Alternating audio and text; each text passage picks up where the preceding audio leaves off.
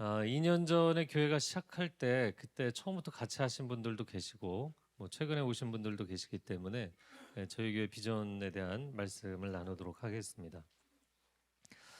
사도행전의 역사는 사람이 일으킨 역사가 아니라 성령께서 이끌어 가신 역사입니다. 사도행전의 역사는 사람의 계획에 하나님을 초대한 것이 아니라 하나님의 계획에 사람들이 초대가 된 그런 역사였습니다. 1516 교회도 하나님의 계획 가운데 우리를 불러주신 줄로 믿습니다. 또 저는 1516 교회 시작을 하면서 이렇게 하나님 강력하게 역사하실 줄은 몰랐고, 또 이렇게 짧은 기간에 교회를 또 다른 교회를 개척하게 되리라고는 저도 예상하지 못했습니다.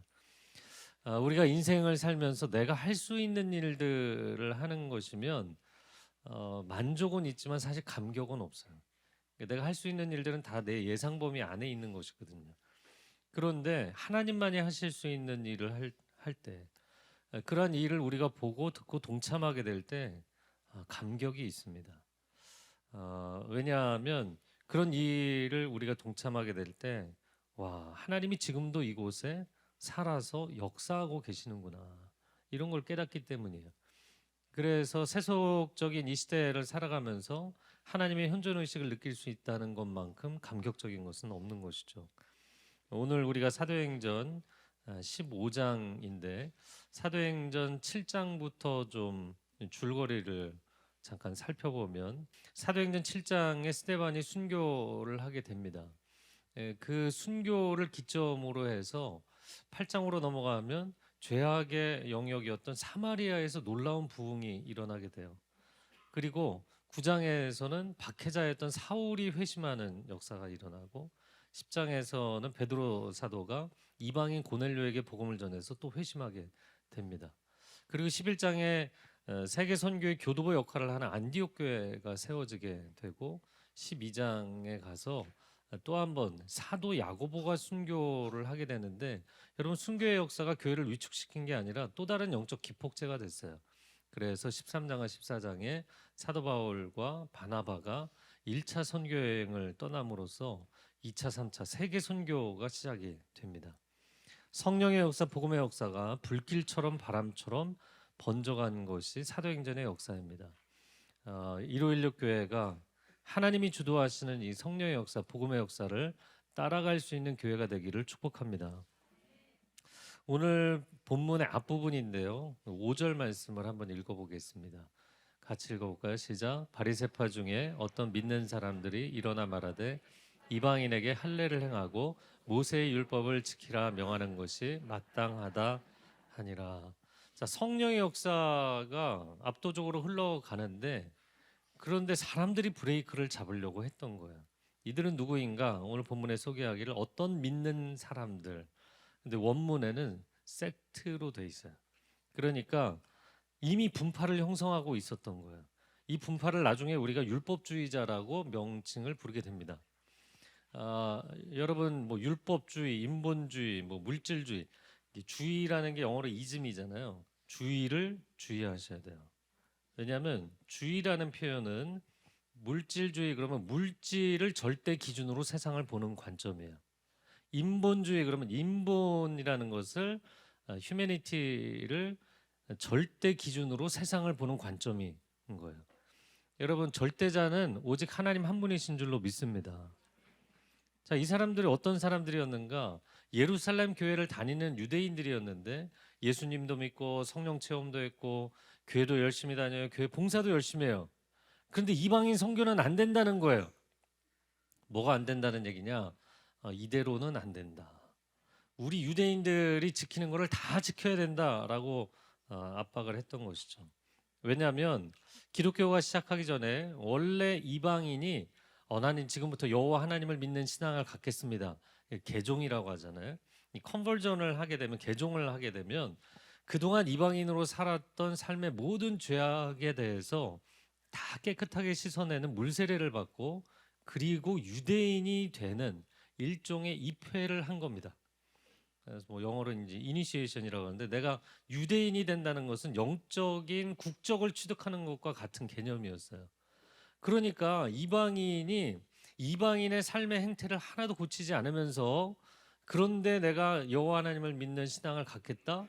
그거는 유대인들의 관점에서 볼 때는 이중국적자가 되는 거였어요. 그런 건 용납할 수 없다. 이런 얘기를 한 거죠. 그래서 할례도 행해야 되고 율법도 지켜야 되고 절기도 지켜야 되고 안식일도 지켜야 되고 유대인들도 다 지키지 못하는 그 율법의 조항들을 이 사람들에게, 이방인 그리스도인들에게 지켜야 된다고 강요를 했던 거예요. 이걸 쉽게 설명한다면 이런 거죠. 우리처럼 되어야 한다. 예수님처럼 되는 게 진짜 신앙이잖아요. 그런데 예수님처럼이 아니라 우리처럼 되라고 강요를 했던 거예요. 올해 저희 교회 표가 뭔지 아시죠? 예수 그리스도를 본받으라. 이미테이트. 그냥 모방이라도 하려고 노력하다 보면 성령의 견인하심을 통해 성화가 완성될 줄로 믿습니다. 이건 내가 완성하는 게 아니라 그분이 완성하시는 거죠. 이 죄악 가운데 잃어버린 하나님의 형상을 회복하는 길은 예수 그리스도를 본받는 길입니다. 우리에게 의가 없음에도 불구하고 우리가 감히 천국에 들어갈 수 있는 것은 예수 그리스도의 의를 덧입기 때문입니다. 그래서 그리스도인의 칭의, 그리스도인의 성화는 오직 예수 그리스도께 소망이 있는 것인 줄로 믿습니다. 그래서 우리가 생각이나 감정이나 의지, 우리의 전 존재가 예수님을 닮아가는 것이 신앙의 궁극적인 목표인 거예요. 그러므로 우리가 교회 생활을 할 때 다른 사람들을 우리처럼 되게 만들려는 것이냐, 아니면 예수님처럼 되게 만들려는 것이냐, 여러분 이것에 따라서 하나님이 기뻐하시는 공동체인가 아닌가, 본질적인 공동체인가 아닌가가 결정되는 거예요. 한 세 가지 얘기를 하려고 하는데요. 제가 대학교 4학년 때 신학대학원을 가기 전에 제 비전에 대한 확인을 하기 위해서 파푸아뉴기니에 42일 동안 선교 여행을 간 적이 있어요. 성경 번역 선교를 하시는 선교사님이 사역하는 그 해안 마을에 갔는데 굉장히 주일 예배 참석하고 감동을 받았어요. 이 사람들 음악 교육을 받아본 적도 없는 사람들이고 악기를 어떻게 연주하는지 배워본 적도 없는 사람들이 기타를 정말 놀랍게 연주하더라고요. 제가 이렇게 보니까 자연 가운데 사는 사람들은 그 문명에 여러 가지 노이즈가 없잖아요. 그러니까 자연 상태 그대로 있다 보니까 소리에 굉장히 사람들이 민감해지거든요. 그래서 그런지 본인들이 연주를 하면서 그냥 그 소리를 따라서 배우게 되는 거죠. 그리고 사람들이 그 기타 소리에 맞춰서 수십 명이 화음을 내는데 와, 천상의 소리 같은 찬양을 하는 거예요. 너무나 은혜롭고 좋기는 했는데 두 가지 문제점이 보였어요. 하나는 뭐냐면 그 더운 지역에서 주일 예배를 형제님들이 다 양복을 입고 있더라고요. 서양식 양복을 입고 나온 거예요. 평상시에 그냥 여기만 가리고 계시는 분들이, 아니 이분들이 양복을 입고 나타나셨어요. 야, 이거 좀 집에 뭐 고이고이 모셔뒀다가 이제 입고 나오신 거죠. 그리고 또 한 가지 이상했던 점은 그렇게 은혜롭게 예배를 드리면서 예배당 앞쪽에 이 강대상 위에 천장에 해, 달, 별 문양이 있더라고요. 1월 성신을 같이 섬기는 거예요. 혼합 종교. 그래서 왜 이런 문제들이 생기게 됐는가 생각을 해보니까 서양 선교사님들이 여러분 경건하게 예배를 드려야 됩니다. 경건하게 예배드리는 문화를 보여줬는데 그게 이제 양복 입는 문화였던 거죠. 여러분 서양인처럼 예배를 드리는 게 예배의 정답일까요? 빨리 대답을 해주세요. 아니잖아요. 그 정답은 아니에요, 절대로. 문화는 형식일 뿐입니다. 복음이 본질인 줄로 믿습니다.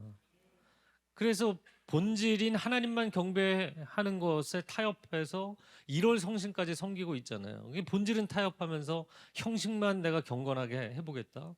아무런 소용이 없는 것입니다.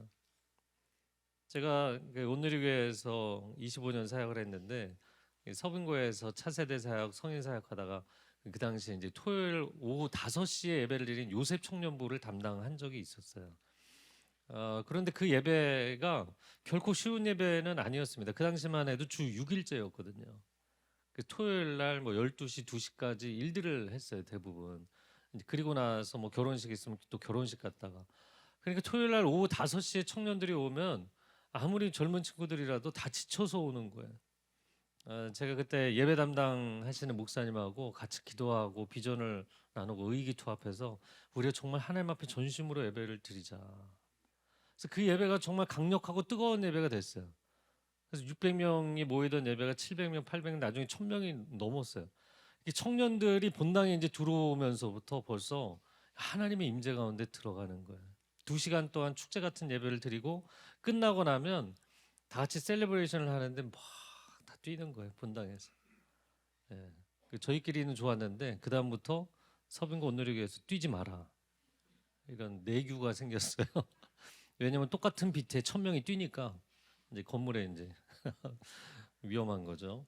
자, 그런데 처음부터 예배 분위기가 이렇게 됐던 게 아닙니다.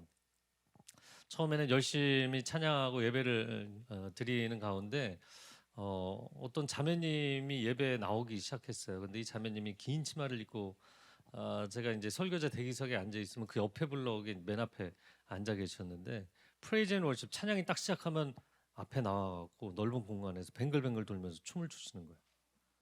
그래서 저는 이렇게 보면서 제 바로 옆에 블럭이니까 와 정말 열심히 예배 드리는구나 이렇게 보고 있었죠. 그런데 2주, 3주 지나니까 사람들이 와서 저한테 항의하기 시작하더라고요. 저 자매를 멈추게 해라. 제가 깜짝 놀랐습니다. 연세 많으신 분들이 얘기한 게 아니에요. 젊은이들이 와서 저한테 그렇게 얘기한 거예요. 그래서 제가 충격을 받고 답변을 한 겁니다. 아니 예배를 드리는데 뭐가 방해가 되냐. 당신들이 하나님을 주목하고 예배를 드리지 않고 그 자매를 주목하고 있으니까 예배 방해가 되는 게 아니냐. 그리고 솔직히 이 자매가 혼자 춤을 췄지 뭐 당신들하고 같이 춤을 추자고 얘기한 적 없지 않냐. 그렇잖아요. 자기 혼자 하고 있는 거잖아요. 그게 무슨 방해가 되냐. 또 한 가지 나는 저렇게 춤추면서 찬양하고 싶어도 몸치라서 못 하는데 다윗같이 하나님 앞에 예배하는 사람을 내가 어떻게 막냐. 이거 하나님 앞에 드리는 걸 내가 어떻게 막냐. 그리고는 다 혼내서 돌려보냈어요. 여러분 때로는 교인들이 나빠요. 교인들이 나빠요. 여러분 이 패턴이 제가 방금 전에 얘기했던 우리처럼 예배 드리라는 거예요. 네 마음대로 하지 말고 우리처럼 하라는 거예요. 문화라는 것은 정답이 아닙니다. 문화는 형식이에요. 복음이 본질인 줄로 믿습니다. 여러분 흑인들 모여서 예배드리면 그 춤추는 자매가 정상이고 나머지가 비정상이거든요. 저희가 작년에 새마을 연수원에서 그 연수원에서 뭐 세계 그 새마을 운동하는 무슨 지도자들 컨퍼런스가 있었나 봐요. 그 아프리카에서 오신 한 분이 저희 예배가 있는 걸 알고 예배에 참석한 거예요. 이분은 막 혼자 덩실덩실 춤을 추는 거예요. 여러분 문화는 우리가 어떤 정답이 있어 그걸 강요할 수 있는 게 아닙니다. 제가 캐나다 밴쿠버에서 사역할 때 한 여집사님이 아이 셋을 데리고 교회를 나오셨어요. 그런데 거기는 라이드 문화이기 때문에 3명을 씻겨서 입혀서 데리고 나오는 게 이게 엄청난 일이거든요. 근데 이분이 워낙에 항상 열심히 억척스럽게 일도 하시고 자녀들도 키우시고 교회 봉사도 하고 그런 분이셨어요. 그래서 늘 해맑게 다니셨는데 어느 날 갑자기 오시더니 저는 제 평생의 소원이 남편이 교회를 함께 나오는 겁니다. 네, 가정의 평화를 위해서 오늘도 따라오신 분들 계시잖아요. 그런데 그 남편은 그거를 안 해주는 거죠. 여러분 밴쿠버 뭐 북미에서 이렇게 해외에서 생활해 보면 가족 단위로 움직이게 돼 있거든요. 남편이 안 따라오는 거예요. 그런데 한 3년 차 제가 한 3년쯤 목회를 했을 때 이 여집사님 오시더니 목사님 드디어 다음 주에 제 남편이 오기로 했습니다. 할렐루야. 그런데 목사님 한 가지 이해를 해주십시오. 제 남편이 열이 많은 사람이라서 좀 짧게 입고 다닙니다. 뭐 괜찮습니다. 교회를 나오신다는데 괜찮습니다. 근데 다음 주에 나오셨는데 진짜 보니까 반바지를 입고 오셨는데 이 반바지가 그냥 반바지가 아니고 완전히 숄츠 반바지 있잖아요. 그리고 반팔에 반바지에 슬리퍼를 신고 오셨는데 제가 살아가면서 이렇게 털이 많은 사람 처음 봤어요. 온몸에 털이 덮여 있더라고요. 그래서 제가 그분을 만나서 얼마나 반갑게 인사했는지 몰라요. 여러분 10여 년 동안 기도해서 하나님께 응답받은 거잖아요. 그래서 너무나 귀하고 사랑스러워 보이더라고요. 근데 2주가 지나고 3주가 지나니까 교회 어르신들이 딱 불러갖고 당신 교회 이렇게 입고 다니는 거 아니다. 제가 마음이 얼마나 어려운지 모르겠어요. 제발 저 사람이 상처받으면 안 되는데 어떻게 하나. 저러다가 교회를 안 나온다고 하면 어떻게 하나. 그런 생각이 드는데 감사하게도 이분이 그 어려운 과정을 뚫고 교회 주차봉사까지 하시게 됐어요. 한겨울에도 반팔 반바지 주차봉. 한겨울에도. 할렐루야. 여러분 이거 아무런 문제되지 않습니다. 한겨울에 반바지를 입든 한여름에 롱코트를 입고 나오든 교회를 나온 거잖아요.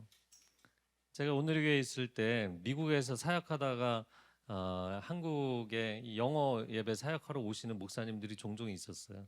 근데 어떤 한 목사님이 한국에 처음 와서 예배 문화 이질적인 거를 얘기하시는데 제가 그때 기억이 납니다. 이분이 원래는 이제 미국 교회를 다니시던 분인데 한국 교회 와서 너무 이상하다. 근데 뭐가 이상하지? 자기도 모르겠다는 거예요. 근데 어느 날 알게 됐대요. 그건 뭐냐면 맨 뒤에 앉아서 사람들이 예배드리는 뒤통수를 쳐다보면 미국 사람들은 헤어스타일이 정말 각양각색인 거예요. 긴 사람, 짧은 사람, 볶은 사람, 뭐 민머리 정말 다양한데 한국은 뒤에서 보면 남자들은 다 똑같은 남자 머리, 여자들은 전부 유행하는 그 시대 그 딱 트렌드의 그 머리. 여러분 우리나라가 단일 민족이라는 건 너무 자랑스러워하지 마세요. 역사적으로 사실 우리나라도 주변의 민족들과 교류가 굉장히 많았었던 것이고요. 우리가 문화적 포용성이 상당히 떨어지는 사람들이라는 거, 이게 굉장히 안타까운 것입니다. 다시 한번 여러분, 문화는 형식이고 복음은 본질이다. 이거 읽어볼까요? 시작. 문화는 형식이고 복음이 본질이다. 저는 제가 교육자들에게 자유롭게 입어도 된다고 얘기했어요. 물론 아직까지 반바지를 입고 나온 사람은 없습니다. 그런데 저는 그냥 제 문화가 그냥 자켓을 하나 그냥 걸치는 게 저는 편하니까 자켓을 자꾸 입는 거예요. 내가 다른 옷도 시도를 해봐야 되는데 생각하다가 또 자켓을 걸치고 나와요. 뭐 그럴지라도 찬양 인도자가 저희 이원진 목사님 열이 많으시거든요. 그냥 한겨울에 반팔을 입고 찬양 인도를 해도 제가 한 번도 뭐라고 하지 않아요. 중요한 거는 우리를 하나님의 임재 가운데로 인도해 달라. 그 한 가지만 명확하면 되는 거예요. 할렐루야. 결혼 기념일에 남편이 아내에게 멋진 레스토랑에 가서 뭐 진수성찬에 꽃다발에 뭐 다이아몬드 반지에 그러면은 그게 다 좋은 것인가?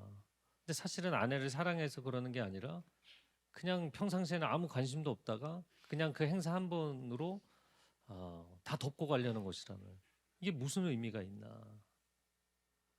그래도 다이아 반지는 의미가 있다. 뭐 이렇게 얘기하실지 모르겠는데 여러분 형식이 중요한 것이 아니라 본질이 중요한 것이다. 과연 교회는 본질을 추구하고 있는가? 오늘날 교회 문화는 상당히 보수적 경향으로 많이 흐릅니다. 그러다 보면 우리가 하는 게 정답이라고 생각해요. 아니요, 그렇지 않아요.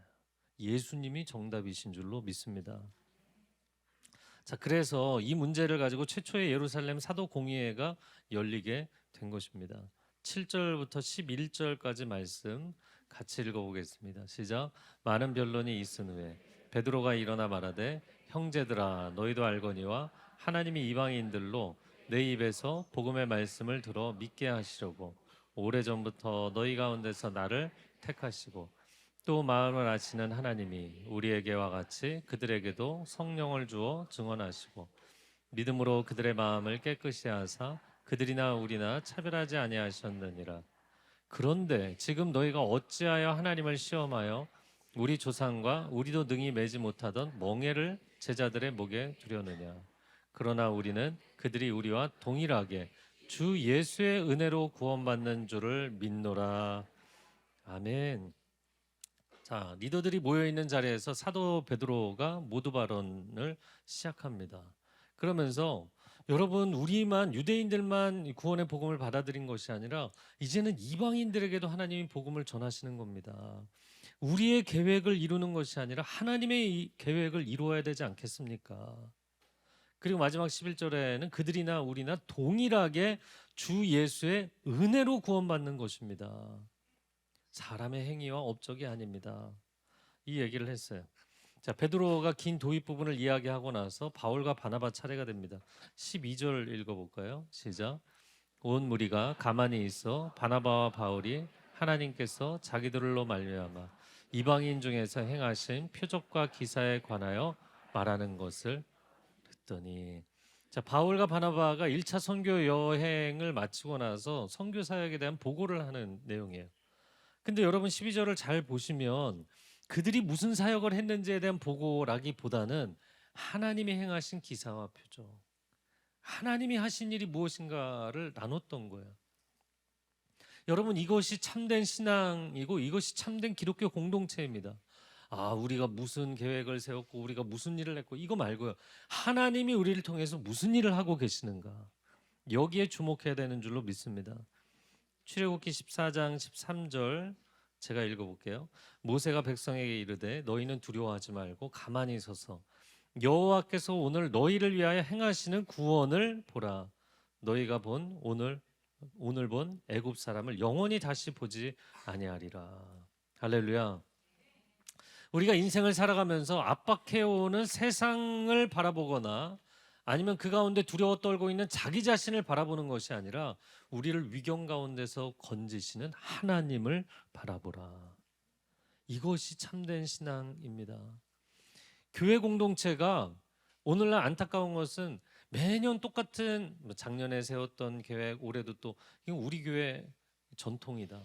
여러분, 우리는 전통을 세우려고 교회 생활을 하는 것이 아니라 하나님의 뜻을 이 시대 가운데 이루는 교회가 되어야 될 줄로 믿습니다.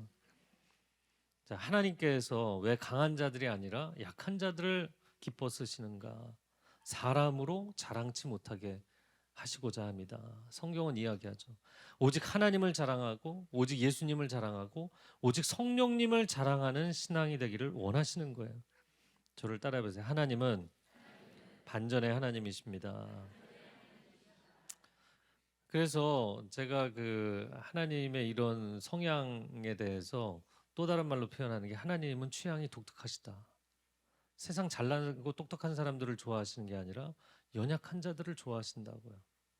왜냐하면 잘난 사람들은 하나님이 쓰셔도 자기가 잘나서 쓰임 받은 줄 알아요. 그런데 연약한 자들은 이건 하나님이 하셨다는 게 너무나 분명한 거예요. 할렐루야. 저와 여러분이 그렇게 쓰임 받는 사람들이 되시기를 바랍니다.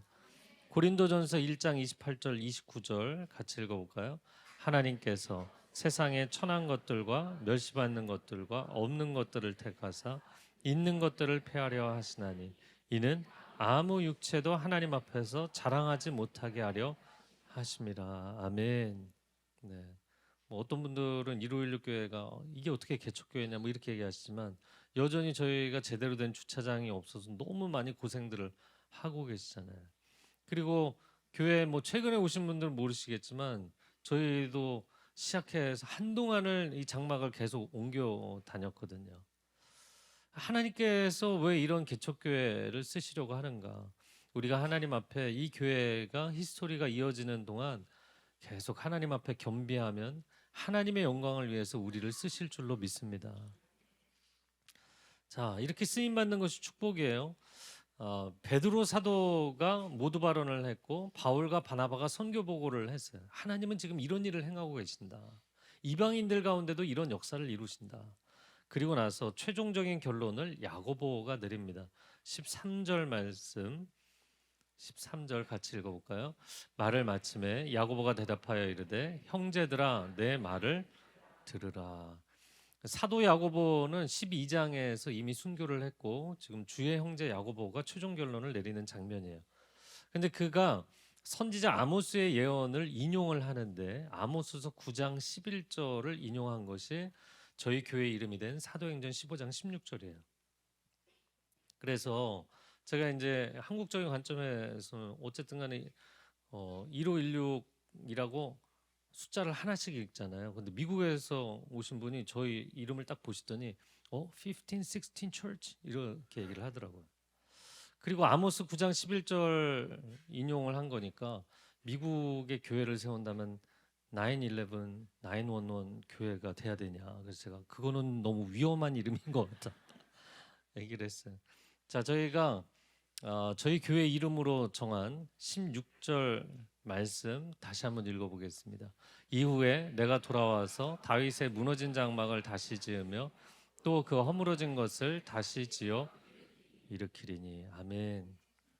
이 말씀이 뭐냐면 아모스 선지자를 통해서 내게 꿈이 있는데, 뜻이 있는데, 물론 꿈이라는 표현이 하나님께 적절치는 않겠지만, 그런 우리의 수준의 눈높이의 단어를 선택해서 하나님께 꿈이 있다면 마지막 때 다윗 시대의 예배를 회복해서 남아있는 사람들, 하나님의 백성들과 모든 이방인들이 하나님께 돌아오게 만들겠다.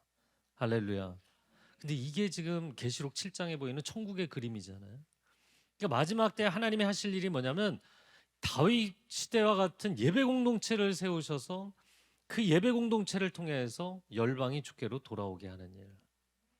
하나님께서 오고 오는 세대에 가장 재건하고 싶으신 예배, 하나님이 천상의 보좌에 앉아서 재생 버튼을 눌러서 계속 반복해서 듣고 싶으신 찬양, 그것은 화려한 솔로몬 성전에서의 예배가 아니었다는 것입니다. 최초의 모세의 성막에서 드려졌던 예배가 아니고 최대 규모였던 헤롯 대성전에서의 예배가 아니라 임시 장막이었던 초라한 다윗의 장막에서 드린 예배였다는 거예요. 왜 그랬는가? 그 시대의 사람들이 정말 전심으로 낮이나 밤이나 하나님을 하루 24시간 1년 365일 예배가 끊어지지 않는 전심의 예배를, 전심 전력의 예배를 하나님께 드렸기 때문이에요. 그러니까 하나님이 얼마나 감동하셨는지 몰라요. 우리가 하나님 앞에 이런 예배를 드릴 수 있게 되기를 축복합니다. 올해도 1516교회 모든 예배 가운데 하나님 친히 임하여 주옵시고 하나님 기뻐 흠양하여 주시옵소서. 우리가 교회에 나오는 이유가 무엇인가? 여러분, 교회는 하나님을 만나기 위해서 나오는 줄로 믿습니다. 우리가 이 마지막 때 이 아모스 선지자의 예언을 야고보가 인용을 하면서 이방인 선교 시대가 열렸다. 하나님께서 약속하신 하나님의 성령을 이방인에게도 부어주시고 모든 백성들이 하나님 앞에 동일한 성령의 충만함 가운데 예배할 수 있는 날을 하나님이 꿈꾸셨고 이제 이루신 것이다.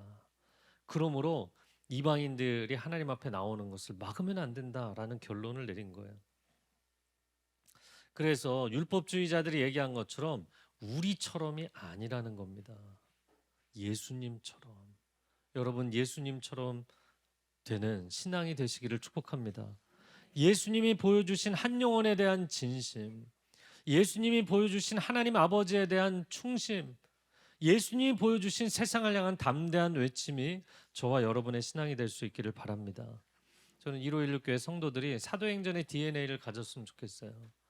그래서 원수가 우리를 공격하면 우리가 두려워 떠는 게 아니라 우리가 가는 곳마다 예배가 회복되고 하나님 나라가 세워져서 원수를 두려워 떨게 만드는 그런 다윗과 같은 하나님의 사람들 되시기를 바랍니다. 오늘 1203 교회가 주일 예배를 시작하잖아요. 제가 처음 교회를 시작할 때 왜 교회 이름이 1516입니까? 교회 이름이 특이합니다. 근데 설명을 해드리고 나면 설명 때문이기도 하고 이름이 특이하니까 오래 기억을 하시더라고요. 근데 요즘은 저에게 저희 성도님들 중에도 왜 1203 교회냐 물어보시는 분들이 있어요. 제가 다시 한번 정리를 해드릴 테니까 잘 들으세요. 처음에 박시영 목사님이 저에게 요청한 거는 1517 교회 이름을 쓰게 해달라.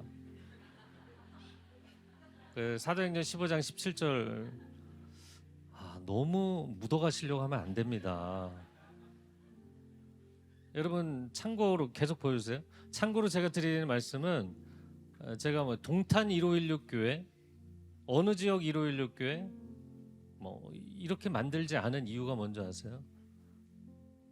오늘날 이제 교회들, 지교회들을 세우면 사실 약간 지배구조가 되기 때문이에요.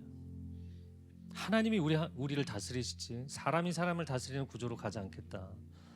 목사님도 담임 목사님이시고 우리는 동등하게 비전 아래에서 연합하기를 원합니다. 자, 그래서 이름 새로운 거 그냥 쓰시라고 했어요. 이름을 다 새로운 이름으로 할 거예요. 그러나 전부 성경 말씀이기 때문에. 자, 어쨌든 간에 1517은 너무 묻어가시는 거니까 좀 안 좋고 또 이방인들로 주를 찾게 하려고 한다고 했는데 우리나라의 다문화 가정들이 늘어가고 있잖아요. 근데 그 다문화 가정들을 대상으로 선교하는 교회들은 많지만 그들이 주인공이 되는 예배가 이제는 세워져야 된다고 생각해요. 그래서 그런 교회를 세울 때 저희가 1517 이름을 쓰려고 합니다. 그러고 나니까 이제 목사님이 기도를 하다가 그럼 1830 교회를 하겠다. 열왕기상 18장 30절에 여호와의 무너진 제단을 다시 수축하는 그 갈멜산에서 엘리야가 큰 승리를 거두잖아요. 그래서 이 구절은 좋아서 저는 좋다고 했어요. 근데 주변에 있는 사람들이 수군거리더니 안 된대요. 이 18이라는 단어가 발음이 이상하다. 사람들 분명히 그 누가 발음을 할 거기 때문에 안 된대요. 여러분 장명할 때 걸리는 게 많거든요. 그래서 그 다음에 기도를 하다가 박 목사님이 2024 교회를 하면 안 되냐 그러셨어요. 근데 2024는 그다음 2024는 주 예수께 받은 사명이 생명의 복음을 전하는 데 있어서 내 생명도 아끼지 않겠다. 좋기는 한데 너무 비장하다. 거기 가면 다 순교할 것 같잖아요. 그리고 2024년에 비전이 끝나는 것 같아. 그래서 또 옆에서들 안 된다 그러더라고요. 저희가 밤 11시까지 제 방에 앉아갖고 이원재 목사님하고 셋이서 그러면 뭐라고 할까? 그러다가 제가 다니엘 12장 3절 어떠시냐고. 다니엘 12장 3절 이 말씀은 제가 신앙생활 시작할 때부터 지표가 됐던 말씀이라고. 많은 사람을 옳은 대로 돌아오게 하는 사람 하늘의 별과 같이 빛나리라. 할렐루야. 그래서 모두가 이 말씀이다. 그러고서는 결론을 내리고 11시에 이제 집으로 귀가한 거예요. 저는 이제 집에 돌아와서 책상에 앉아서 새벽 설교 준비를 하다가 그게 계속 떠오르는 거예요. 그래서 저희 3명 단톡방에 제가 목사님은 앞으로 이제 어디를 가시든 숙소는 1203호입니다. 그랬더니 이원재 목사가 막 웃으면서 그런데 박 목사님 댁 호수가 어떻게 되죠? 근데 박 목사님 우리 집이 1203호였네? 저는 계시적 사건이라고 생각하거든요. 정말 진심이에요, 진심. 그런데 12월 달에 또 놀라운 일이 일어난 거예요. 갑자기 1203 준비기도 모임이 영상이 유튜브 조회수가 막 1000명 이상 막 뛴 거예요. 그래서 이게 도대체 무슨 일인가 봤더니 바로 12월 3일에 계엄 선포를 한 거예요. 그래서 사람들이 그거 조회하다가 1203이 뜨는 거예요. 이거 전혀 의도치 않았던 이건 뭐 웃을 일은 아닌데 야 이렇게도 하나님 도와주시나. 그래서 1203 교회 사람들이 많이 알게 됐어요. 여러분 교회를 건강한 교회를 시작한다는 게 얼마나 어려운 일인지 얼마나 가치 있는 일인지 여러분 1203 교회는 앞으로 교회 개척 운동을 하는 데 있어서 중요한 시작점이 될 줄로 믿습니다. 앞으로 경기도에 예배가 연약한 지역들 교회를 세워가고 또 충청도, 강원도, 전라도, 경상도, 제주도 예배가 무너져 있는 도시들 예배를 세우는 사역이 되기를 바라고 해외 디아스포라 한인들이 있는데 예배가 무너진 곳들에 찾아가서 예배를 세우는 C4C라는 것은 철치 포 철치 교회를 위한 교회 개교회주의에 빠지지 말고 내 교회만 평안하면 세상이 어떻게 돌아가든 한국 교회가 몇만 개가 무너지든 상관하지 않는 시대가 되면 안 되지 않는가. 여러분 다윗의 장막을 세워가는 교회가 되기를 축복합니다. 저와 여러분이 이 귀한 비전에 쓰임받게 되기를 축복합니다. 함께 기도하겠습니다.